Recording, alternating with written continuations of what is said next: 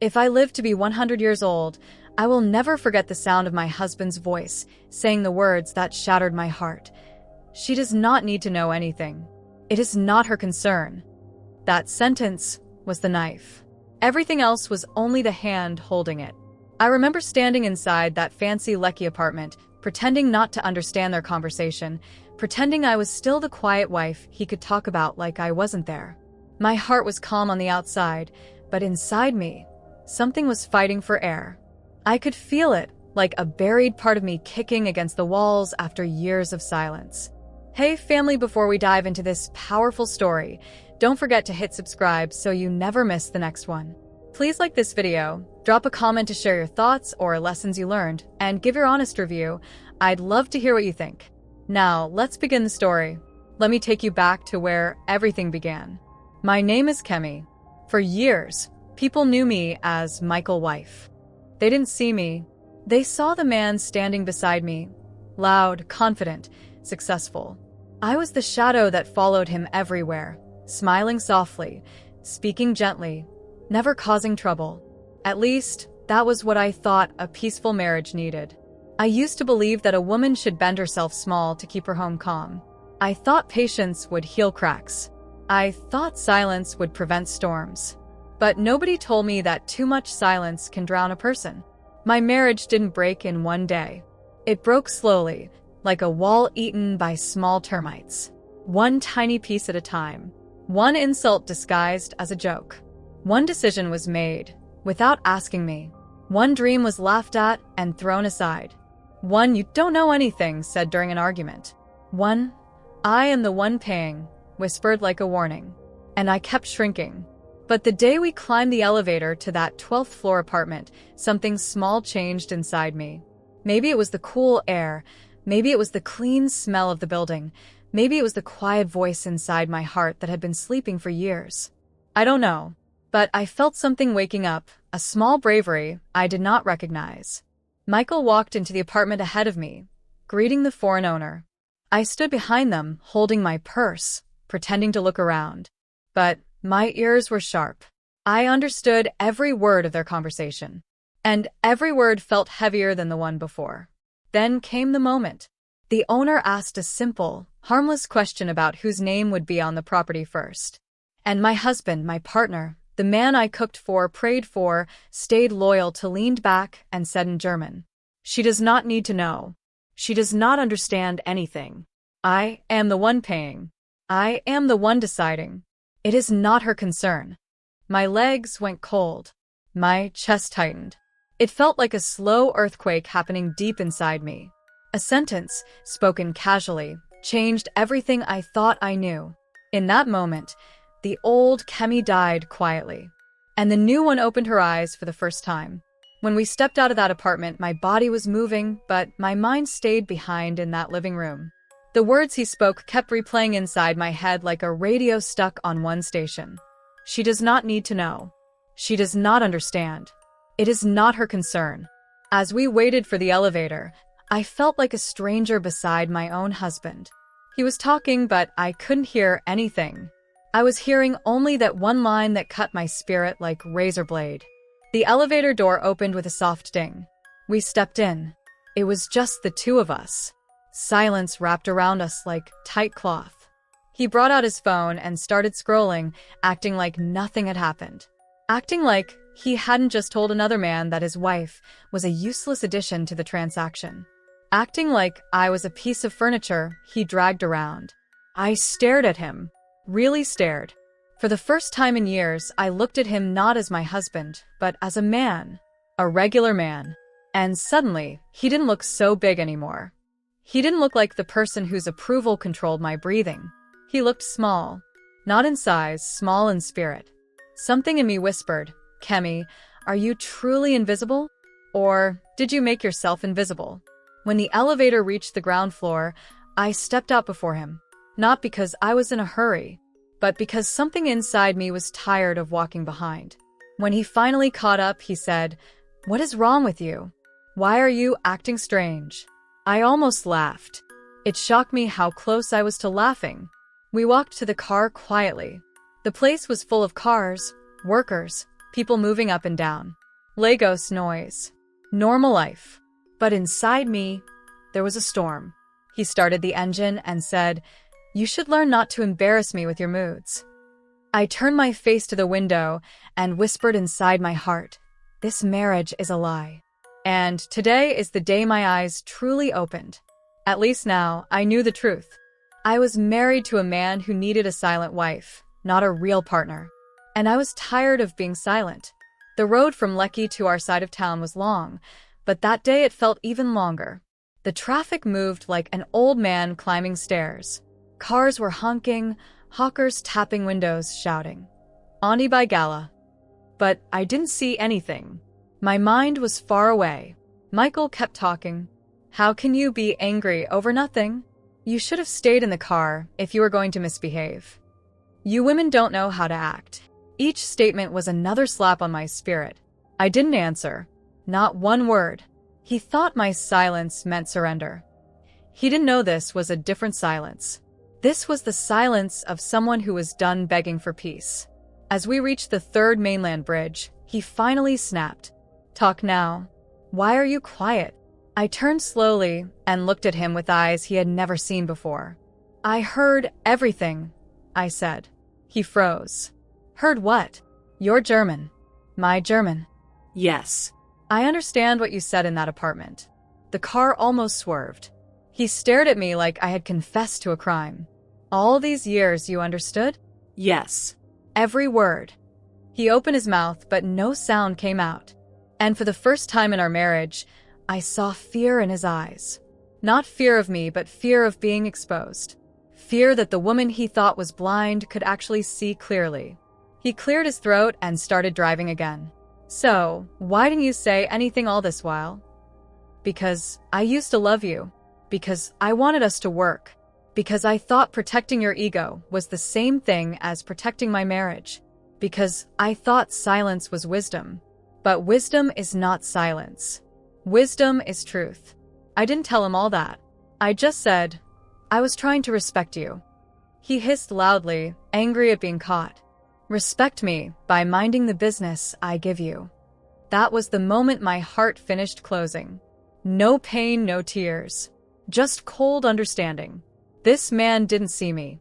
He never planned to. And if I stayed, he would bury the rest of me slowly. As the car moved closer to home, I knew something had changed forever. When we reached the house, I stepped out without waiting for him. He called my name twice, but I ignored him. I went straight inside, dropped my bag, removed my shoes, and sat on the edge of the bed. My heart was beating too fast. Not because of fear, but because of awakening. The house felt different. The walls felt like they had been watching us all these years, shaking their heads at my foolish loyalty. The bed where I had once prayed for peace suddenly felt like a prison where my dreams came to die quietly. Michael entered the room and stood in front of me. "Kemi, talk to me like a normal person. Why are you overreacting?" Overreacting. That word again. "You called me a woman who doesn't need to know anything. In front of another man," I said. "So? That is not an insult. It's just that the matter was too big for you." "Too big?" I asked softly. "Yes, now. Property, paperwork, foreign currency. Don't stress your head with things you don't understand." I closed my eyes. I didn't know what hurt more, his words or his belief that they were normal. "Do you think I am stupid?" I asked. He laughed. Actually laughed. "You are not stupid. You are just a woman. Leave some matters for men." Something inside me cracked open. This was not a small issue. This was the foundation of our entire marriage. He believed I was less. That belief shaped everything. How he spoke to me, how he made decisions, how he carried himself around me. And I had allowed it. For too long. He came closer, trying to touch my hand. "Baby, please don't start this feminist walla. I love you. You are my wife. Just relax." Relax. Relax into disrespect. Relax into silence. Relax into shrinking my own life. This time, my mouth refused to obey. "I will not relax," I said. "I am tired." He frowned. "Tired of what?" tired of being treated like furniture. He stepped back, shocked that the Kemi he knew could speak like that. But that old Kemi was gone. And this new one had something to say. That night, the house shook, not from physical noise, but from silent tension. We moved around each other like enemies in the same battlefield. He pretended everything was fine. I pretended I wasn't thinking of all the years I wasted. I cooked dinner, not because I wanted to, but because it was a habit my body had not yet unlearned. I placed his food on the table. He sat down and ate quietly. Normally, we would gist. Or rather, he would gist, and I would listen. But tonight, the quiet sat between us like a third person. Halfway through the meal, he spoke. Tomorrow, we should go back and finalize the deal. I looked at him slowly. We? Yes, we. Don't start again. I am not going, I said. His hand froze above his plate. What did you say? I am not going. And why? Because you don't need me there. I don't understand anything, remember? He dropped the spoon. Kemi, stop this childish attitude. It is not childish to ask for respect. He stood up so fast the chair almost fell. Respect? I feed you, house you, carry you everywhere, pay every bill, and you stand here talking about respect. I remained seated. Respect is not bought with money, I said quietly. He was breathing hard. You are becoming impossible. No, I said. I am becoming awake. We stared at each other for a long moment. Two people who had lived together for years, suddenly realizing they had never truly met. He shook his head and walked out. The front door slammed loudly. I sat alone, staring at the wall. My hands were shaking, but not from fear. From relief. For the first time, I didn't swallow my pain. For the first time, I allowed myself to be human.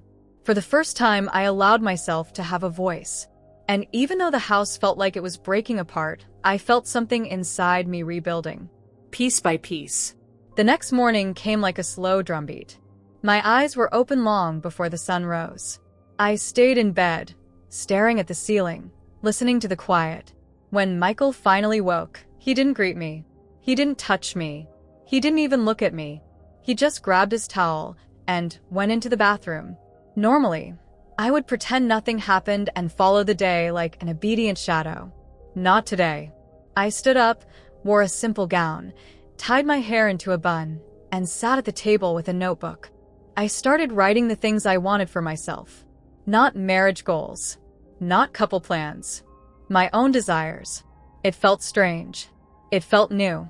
It felt like breathing fresh air after years in a room with closed windows.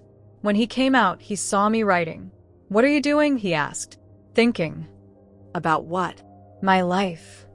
He frowned deeply, as if the idea of me having a life was an insult. He dressed up quickly and finally said, Are you coming with me or not? I said I'm not. He grabbed his keys. Then don't expect me to keep updating you. I smiled slightly. I never asked you to hide anything from me. He looked confused, even irritated. So, this is how you want things?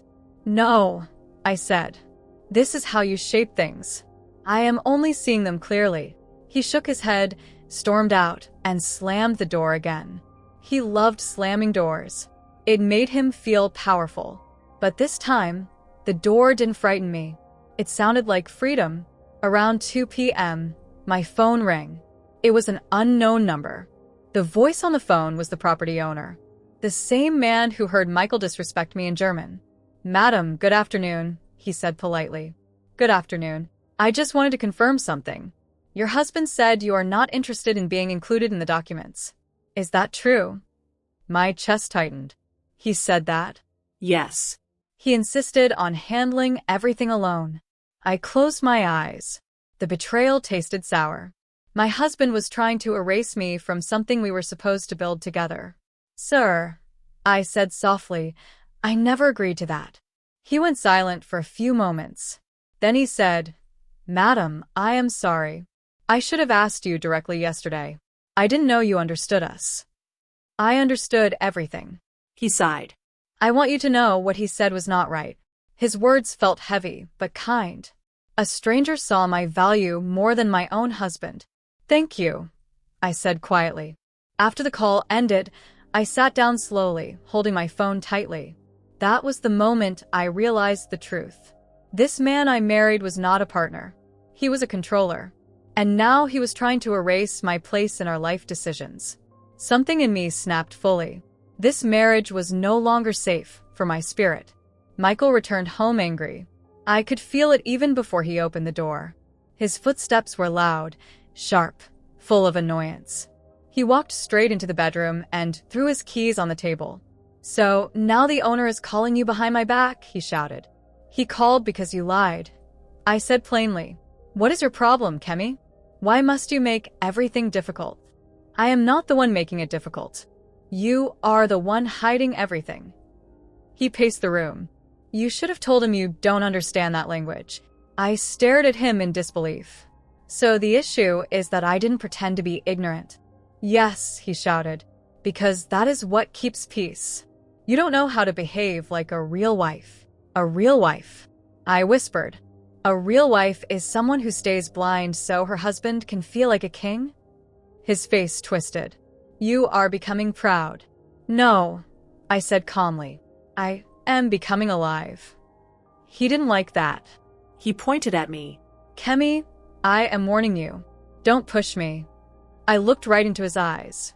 I am tired of being pushed. He froze. He didn't expect that kind of reply. For years, he had been shouting at a woman who never shouted back. But that woman had grown tired. Very tired. Something changed in his eyes. He began to realize I was serious. He softened his voice slightly. Look, let's just forget all this. Let things go back to normal. Normal. He kept using that word. Normal meant silence. Normal meant disrespect. Normal meant shrinking myself so he could feel tall. No, I said. Things cannot go back to normal. Why? Because normal was killing me. He opened his mouth, then closed it. He didn't know what to say. Men like him only understood obedience. They didn't understand awakening. Kemi, what exactly do you want? I want a marriage where I matter. We have that, he insisted. No, I said gently. We don't. We never did. He shook his head. Are you trying to end this marriage? I took a slow breath. No, I said. I am trying to save myself. If the marriage survives, fine. If not, then I will still survive. The look on his face changed completely. He saw something new in me. Something he didn't know how to control. That was the moment he realized he was losing me. That night, I didn't sleep. I sat by the window, watching the lights of the city far away. Lagos can be loud and fast, but at night, it has a soft quietness that holds your thoughts gently. I replayed our marriage in my mind like an old movie. I saw the early years, the sweet boy who took me to eateries, bought me shawarma, guided me through the busy streets, made me laugh. That boy was gone. Or maybe he was never real. Maybe I only saw what I wanted to see. Then I saw the little signs I ignored. The way he always had to win every argument. The way he made decisions like a commander. The way he asked for my opinion only to dismiss it.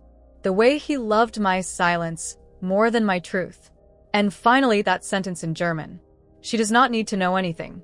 I placed my hand on my chest and whispered, God, show me who I am without this pain. The room was quiet. My heart was not. By morning, I knew something. Morning broke through the curtains like a gentle hand tapping me awake. I had barely slept. My eyes felt heavy, but my mind was sharp. Too sharp. When a woman's heart wakes up, sleep becomes a distant visitor. I didn't cook breakfast. Not out of anger, out of clarity. Michael walked out of the bedroom, already dressed for work. He stopped when he saw me sitting calmly at the table, sipping tea I made only for myself. No breakfast, he asked. No. He frowned. Why? I don't have the strength today. You're still on that issue? He asked, irritated. I'm not on the issue, I said. I'm on myself. He stared at me like I was speaking a strange language. In his world, a woman who puts herself first is a rebel, a troublemaker, a wife going out of line. He picked up his keys. We'll talk later. I nodded but didn't answer. After he left, I stood up slowly and walked to the mirror. I saw a tired face, yes, but I also saw a spark, a small light, a beginning.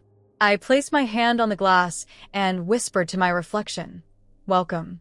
Welcome to the woman I had been too afraid to be."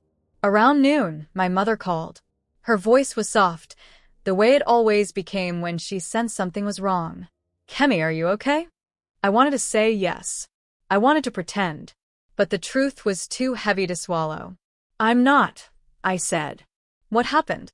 I told her everything, from the German sentence to the argument to the phone call from the property owner. She listened without interrupting. When she finally spoke, her voice was steady. "My daughter, I warned you about silence. I told you silence can choke a person." I closed my eyes. I thought I was being peaceful. "No," she said gently. "You were disappearing." Her words hit me deeply. "Mummy," I whispered, "I don't know who I am anymore." "You will find yourself," she promised. "But first, you must stop protecting a man who does not protect you." Her voice cracked slightly. "Marriage is good, but not when it buries a woman's soul." After the call, I cried. Not because of pain, but because someone finally said the truth out loud. Michael came home that evening acting like nothing had happened. He even bought food from a restaurant, something he rarely did. "I got your favorite," he said, placing the nylon on the table. I looked at him quietly. He smiled softly, trying to create a bridge without admitting fault. "Let's eat," he said. But I wasn't hungry. Not for food. Not for pretending. "We need to talk," I said. He dropped the fork. "Again?" "Yes." "Again." He sighed heavily, like I was disturbing his peace. "Kemi, let me explain something. Men and women are different. There are things men handle. There are things women don't need to stress about." "And who decides that?" I asked. He blinked. "It's just how life is." "No," I said. "It's how you want it to be." He rubbed his forehead. "Can we just move past this?" "I can only move past something you acknowledge," I said. He looked up sharply. "So, you want me to apologize?" "I want you to respect me," I said. He laughed softly, bitterly. "Is it respect that will put food on the table?" That was the moment I knew we were standing on two different planets. The next day, I visited my friend Adana. She had always been the bold one among us, straight-talking, fearless, full of fire. When I told her everything, she didn't even let me finish. "Kemi, this man is using small disrespect to finish your confidence." I sighed. "Maybe I let him." "No," she said. "You trusted him. That's not weakness." I looked out the window. I keep thinking, maybe I'm exaggerating. "You are not exaggerating," Adana said firmly.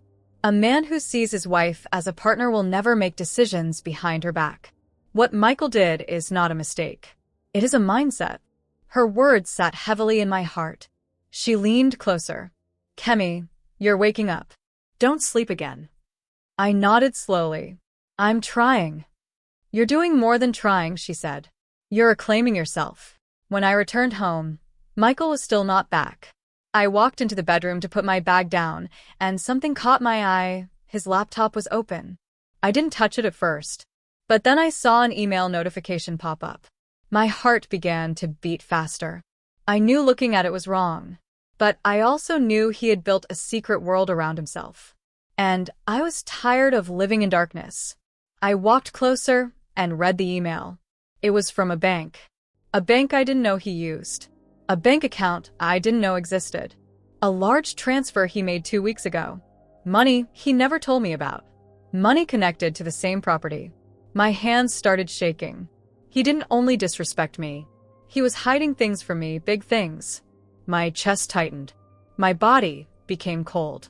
I sat on the edge of the bed slowly. This wasn't just about words. This was about trust. This was about betrayal.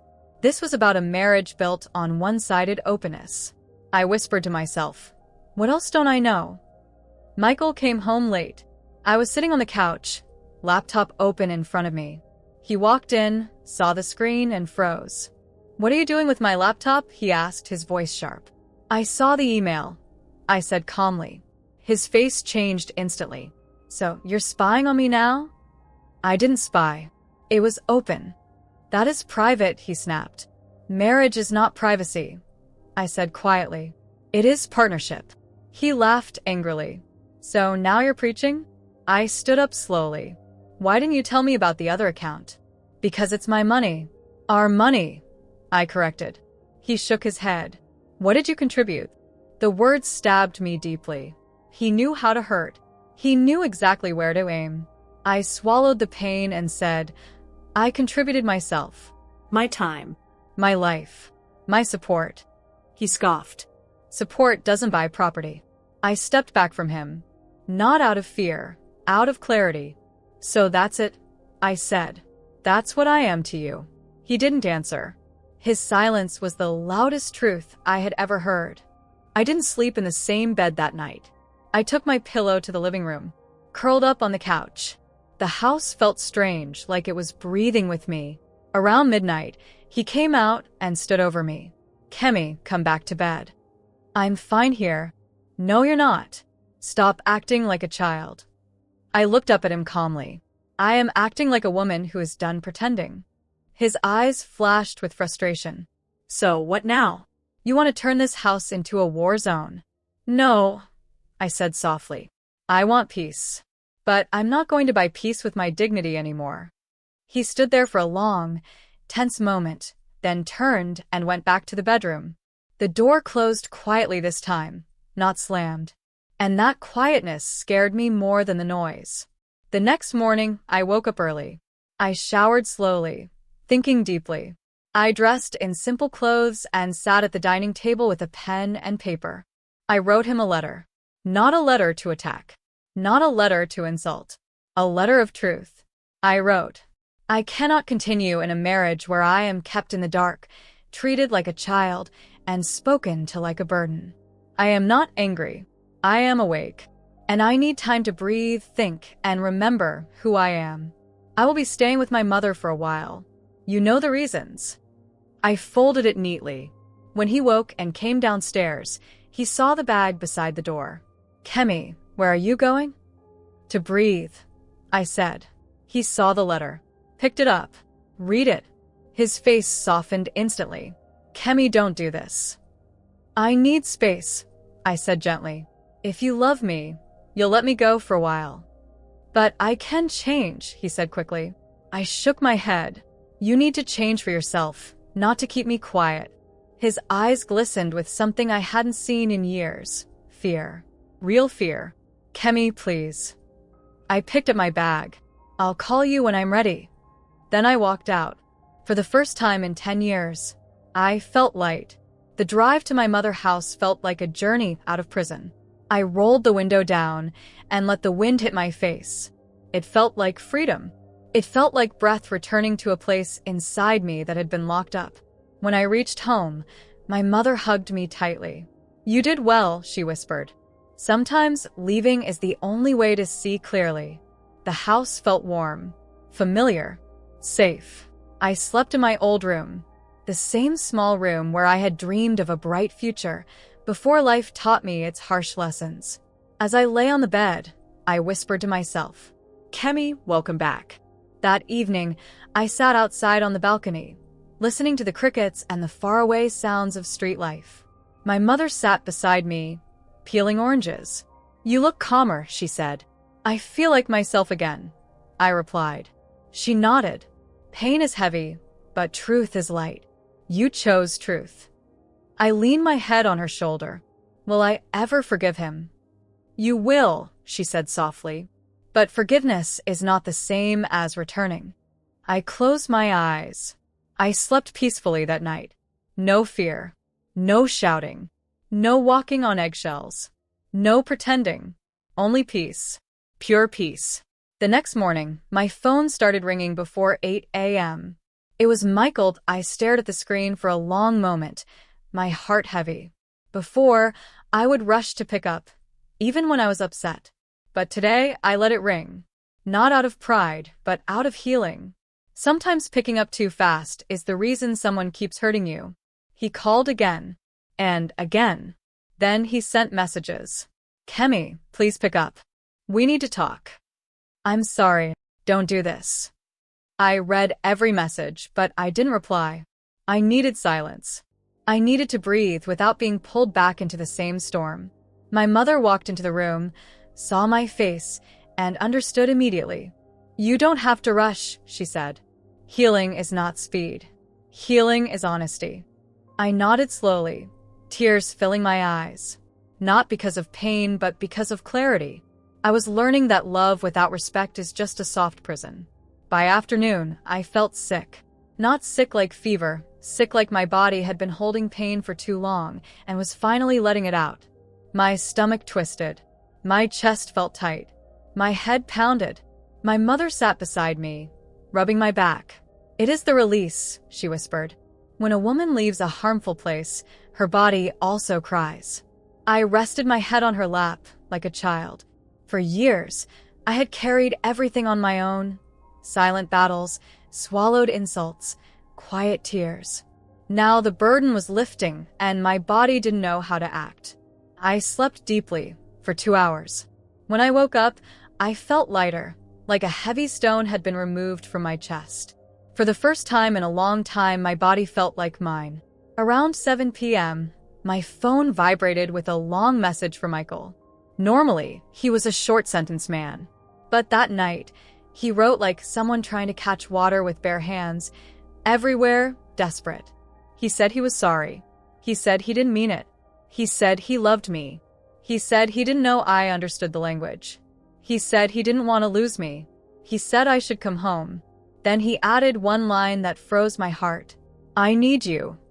I stared at the words for a long time. Before, those words would melt me.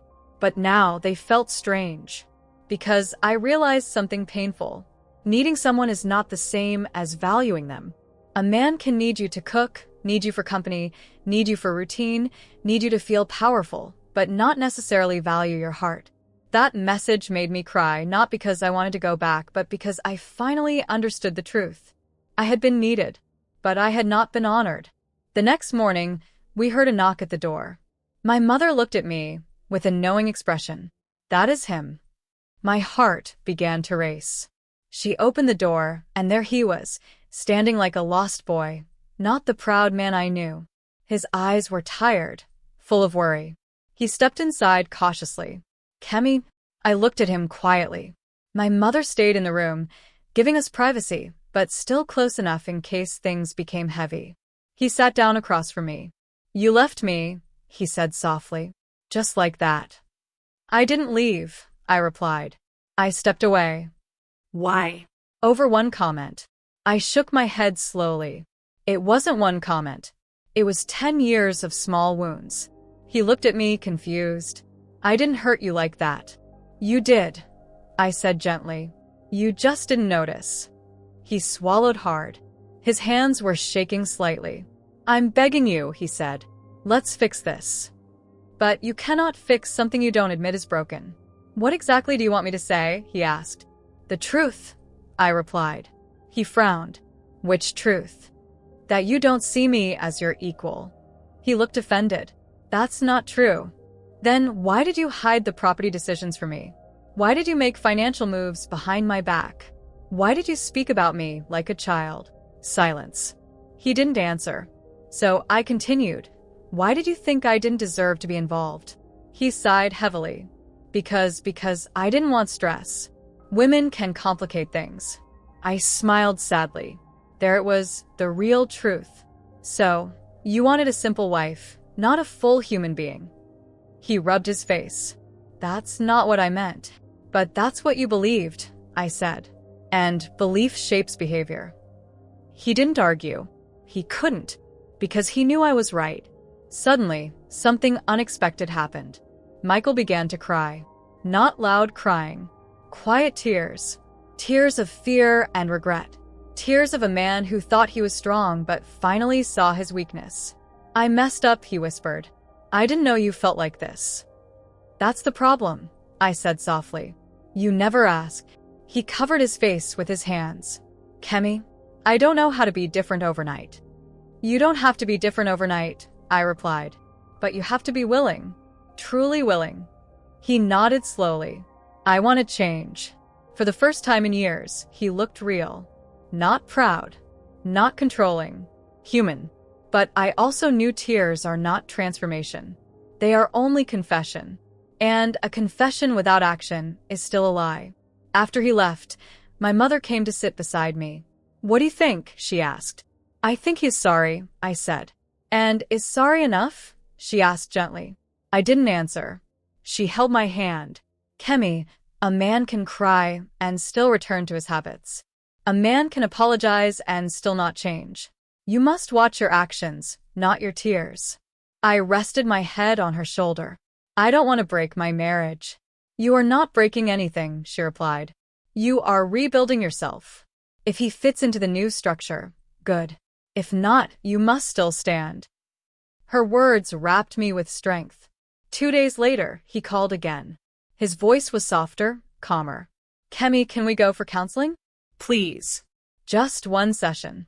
I breathed deeply. Counseling was something he used to laugh at. That's good, I said. But I'm not ready yet. Can you at least talk to me on video call? He asked. No, I replied. Calls bring pressure. Messages only. He hesitated, then agreed. Okay, messages. That agreement alone showed a small shift. A small one, but still a shift. We began messaging each other slowly. Not as husband and wife. Not as enemies. As two wounded people trying to understand the shape of their brokenness. I told him how his words had hurt me for years. He told me how he always felt pressure to appear in control. I told him how I felt invisible. He told me he thought silence meant love. We were unlearning and learning. But one thing remained clear. Even if a man is willing to change, a woman needs time to feel safe again. Trust is not cement. It is glass. Once broken, you rebuild it piece by piece. One evening, after a long quiet day, I sat outside watching the sky turn orange and purple. My heart felt calm, but focused. I realized something important. I didn't want my marriage back. I wanted a new marriage. A different one. One built on respect, not fear. One where both hearts mattered. One where I didn't have to shrink to fit. And if that new marriage wasn't possible, then I would walk away with peace. I whispered into the wind, Kemi, you will never lose yourself again. And for the first time in my life, I believed it. One bright Saturday morning, I told my mother, I want to go and pack some of my things. Not everything. Just the things that carried my breath, not the things that carried his expectations. We entered a kiki and rode quietly to the house I once called home. When we got to the gate, my heart tightened. Everything felt familiar, yet strange, like a dream that refused to fully wake up. He opened the door before we even knocked. His eyes softened instantly when he saw me. You came. I came to pack, I said gently. Not to stay. He nodded slowly. I understand. But I could see the pain in his eyes, like a man watching his heart walk away, but pretending to be strong. Inside the house, I moved through the rooms slowly, touching things, remembering stories, breathing in memories. Some sweet, some bitter, some confusing. As I packed my clothes, my books, my lotions, I realized something. I wasn't packing to leave. I was packing to find space for myself. Even if I returned later, I would return as a whole woman, never half again. While I folded my clothes, he entered the room quietly. Kemi, he said in a shaking voice, please don't take everything. I'm not, I replied. I'm just taking what I need. He sat on the bed, watching me like someone afraid to speak too loud. Do you hate me now? He asked. The question surprised me. No, I said softly. I don't hate you, but I'm healing from you. That sentence broke him. I saw it. His shoulders dropped. His eyes turned red instantly. I never wanted to be the person you are healing from, he whispered. I know, I replied gently. But intention is not the same as impact. He covered his face with his palms, breathing heavily. I don't want to lose you. You won't lose me, I said. But you might lose the version of me that kept quiet. He nodded slowly, understanding the weight of that truth. When I went to the kitchen to pack my small blender and some food items, the memories hit me like rain. This was the room where I cooked for him after long workdays, where I listened to his complaints, where I smiled even when my heart was tired, where I bent myself to fit his moods. I held the edge of the counter and breathed deeply. My mother came in and placed her hand on my back. "Are you all right?" "Yes," I said, though my voice shook. As I packed the blender, he walked in behind us. "You're taking that one too?" "Yes," I answered. He nodded sadly. "I remember when I bought it for you. You danced that day." I smiled softly. Yes. I danced. The silence that followed was heavy, full of ghosts of who we used to be. When we finished packing, he walked us to the door. I held the small suitcase, my mother held a nylon bag, and he stood there like a man standing at the edge of his own regret. "Kemi," he said quietly, "if you never come back, I want you to know something." I turned to him.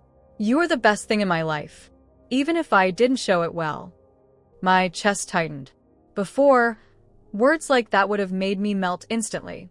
But now, I saw them clearly. They were true. But love without wisdom still hurts. "I hear you," I said. "But I need actions now, not only words." He nodded slowly. "Then I will show you." I walked away, not proudly, not coldly, just calmly.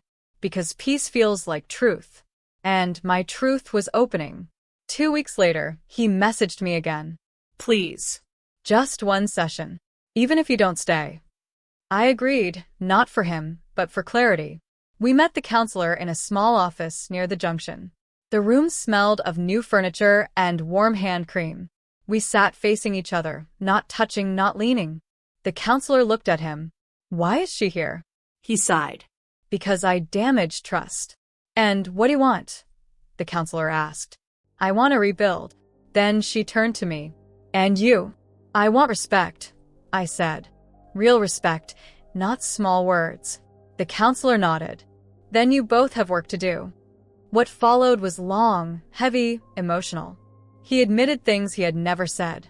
I exposed wounds I had never voiced. It was not easy. But healing is not supposed to be easy. It is supposed to be honest. After the session, we walked outside quietly. He said, "I'm ready to change." I said, "Change is not behavior. It is belief." He looked confused. "What do you mean?"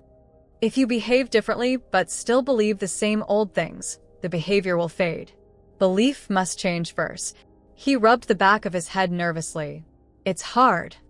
"I know," I said softly. "But I'm not asking for perfection. I'm asking for willingness." Then I gave him the hardest truth of all. "And if you change only because you fear losing me, you will resent me. You must change because you see the truth, not because you want to keep me." He stared at me for a long moment, breathing deeply. "I understand," he whispered. For the first time, I believed him. Back at my mother house, I began doing something strange, something I had forgotten how to do. I started learning myself again.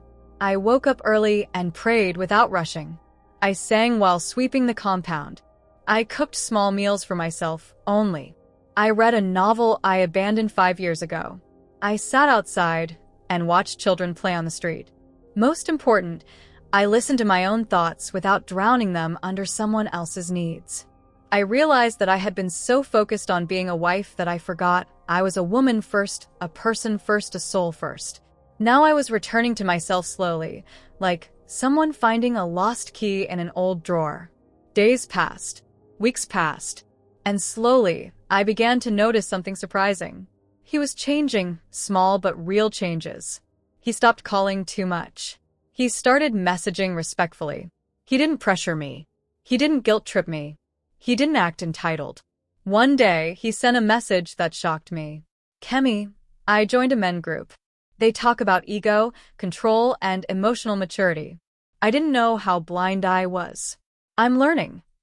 For a moment, I just stared at the phone. He wasn't changing loudly. He was changing quietly. Quiet change is the most sincere kind. One Saturday afternoon, he asked if we could meet somewhere open. No pressure. No deep talks. Just presence. I agreed. We met at a small cafe. When he saw me, he didn't rush. He didn't grab my hand. He didn't try to hold me. He simply said, "You look peaceful. I'm glad." For the first time, I saw him really trying not to center himself, not to dominate the space, not to act like he owned me. We talked like two people meeting after a long journey. He told me about counseling. I told him about rediscovering myself. There was no tension, just truth. At the end, he said, "Even if we don't return to how we were, I want you to be happy." And I believed him.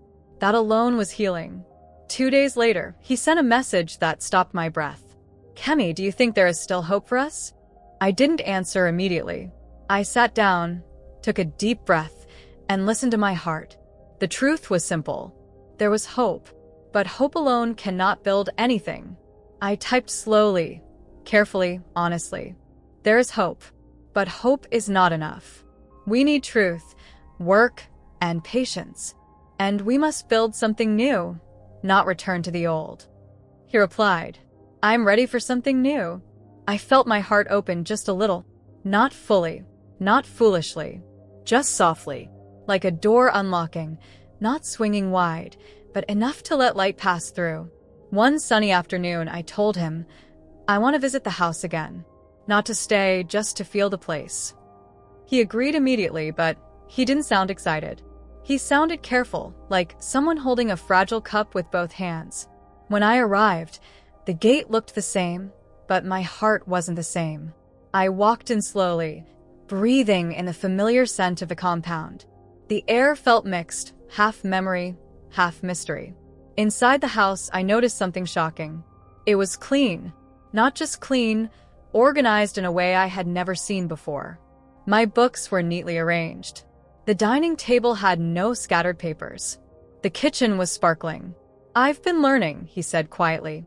I walked through the rooms with a strange feeling, not love, not anger, something in between. Something like rediscovery. He didn't hover around me.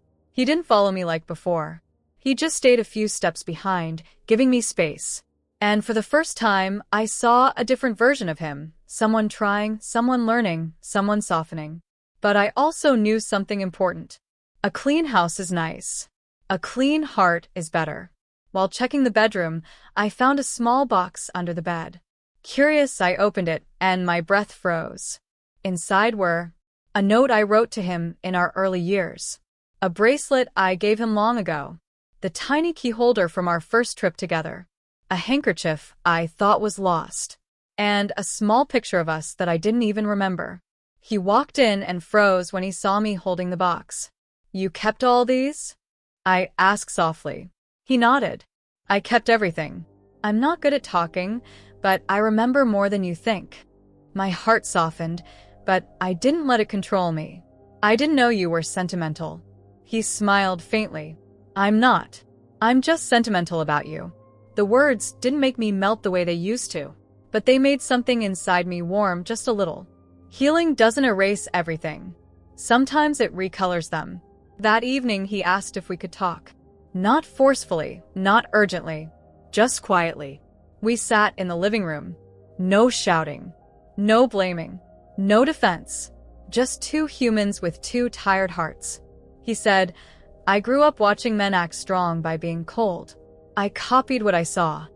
I said, "I grew up believing a woman should endure to keep peace. I copied what I saw too." He nodded slowly, eyes lowered. We were both following old scripts. "Yes," I replied. "But now we are adults. We must write new ones." He took a deep breath. "Kemi, I don't want the marriage we had before. I want a new one. One where you speak and I listen. One where I don't act like I own you. One where we both matter." His voice was calm, steady, not desperate. "That is the only kind of marriage I can return to," I said. "I know," he whispered, "and I want it too." For the first time, I felt possibility. Not the old one, a new one. When I returned home that night, my mother was waiting for me like she always did. She asked gently, "How is it?" I sat beside her. "He is trying, "And how do you feel?" she asked. "I feel calm." She nodded knowingly. Calmness is a sign. When a woman feels calm around a man, her spirit is not fighting. I leaned on her shoulder. "Mama, what if he changes now but later returns to old ways?" She took my hand. "My daughter, people don't return to old ways unless they were pretending to change. Watch consistency. Watch behaviors when no one is watching. That is the true test." I sighed deeply. "I don't want to be foolish." "You are not foolish," she said softly. "You are brave. Brave women don't rush. They listen to their spirit." Her words wrapped me in strength. A week later, he asked if we could go out, not to talk about problems, not to plan the future, just to breathe together. I said yes. We went to a small restaurant near the waterfront. The place was quiet, warm, simple.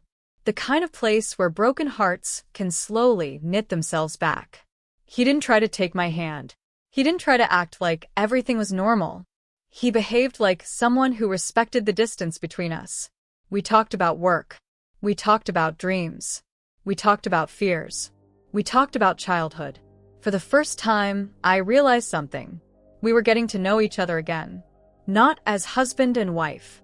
As two adults, two souls, two new people. And that felt more real than 10 years of forced peace. The following days were strange. Some days he was soft. Some days he struggled. Some days he forgot and raised his voice slightly. Some days he apologized immediately.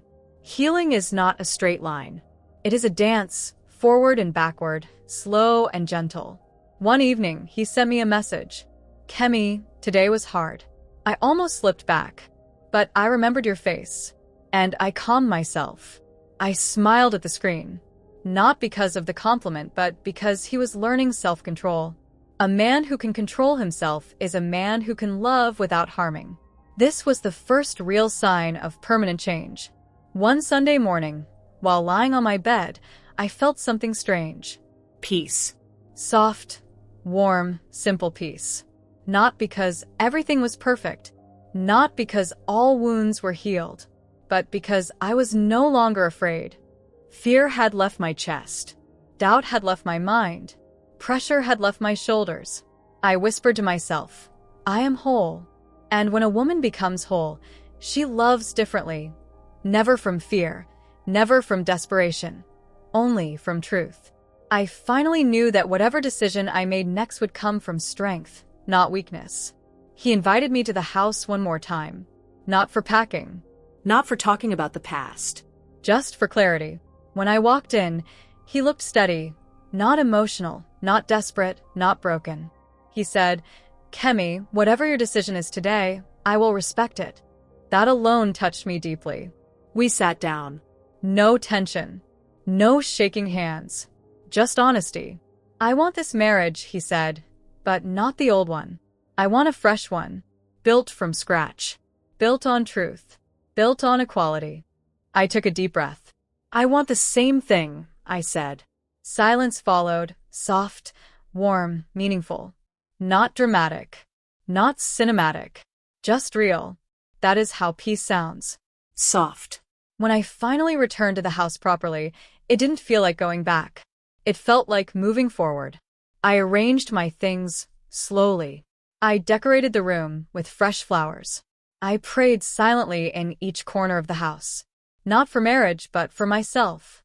He helped me carry my bags, not like a man proving strength, but like a partner offering support. When we finished arranging, he sat beside me on the bed. "Kemi," he whispered, "thank you for giving us a second chance." "I didn't give us a second chance," I said softly. "I gave myself a new beginning. If you fit into it, we grow. If you don't, I still stand." He nodded with full understanding. That was the moment our marriage truly restarted. Not with a kiss. Not with a hug. With truth. Months passed. Slow months. Honest months. Growing months. He continued therapy. I continued rediscovering myself. We continued learning from each other again, not as old versions, but as new ones. We talked more. We listened more. We apologized quicker.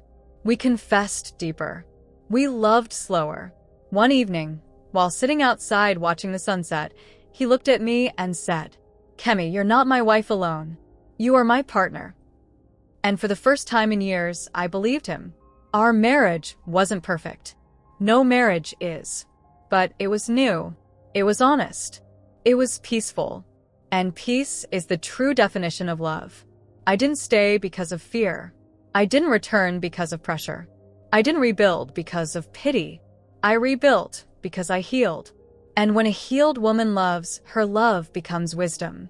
This is the story of how I lost myself, found myself, and chose myself, then chose love from a place of strength, not weakness. A new marriage began, not with a wedding, but with truth. And that truth saved us. Hey fams! If you enjoyed this story, don't forget to come back to my channel, FolktaleByUs, because we have more exciting, emotional, and powerful African stories waiting for you. Hit that subscribe button, smash the like, and drop a comment telling me what you feel or which part touched you the most. Every like, every comment, every subscription gives me the power and strength to bring you more stories from Africa, stories that make you laugh, cry, and reflect. So don't just watch, join the family, share your thoughts, and let's keep the magic of African storytelling alive together. Remember, new chapters, new stories, new lessons every week. Be part of it. Be part of FolktaleByUs.